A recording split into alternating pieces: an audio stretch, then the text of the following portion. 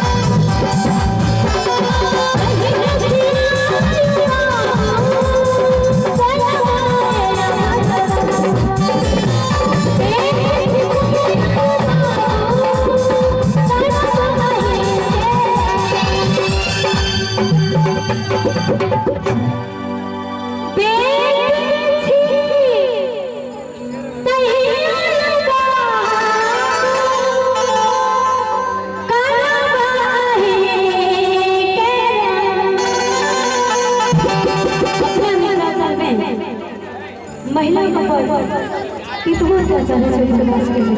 हर कुछ अखन सबसे बेसी जत तत दहेज बहुत रहल छै जिनका दहेज नहीं छै तो दऽ दै छै और जिनका नहीं रहै छै कतऽ से देतै एकटा गरीब बेटी अपना बाप कहै छै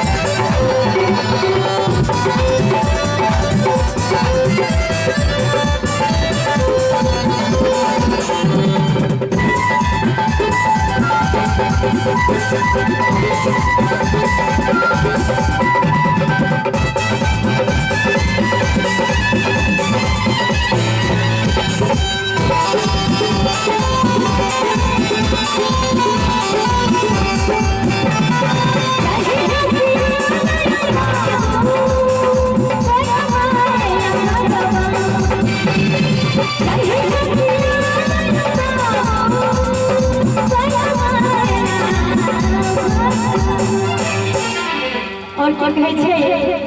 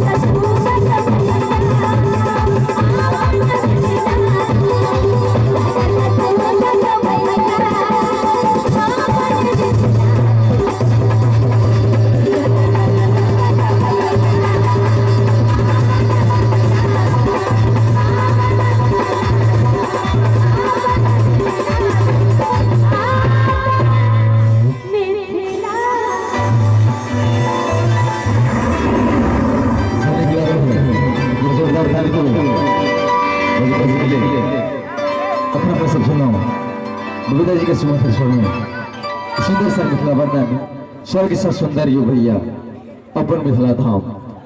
सही बात से कहल गेली है कि धर्मे हमर व्यवहार छी, पूंजी हमर संस्कार छी।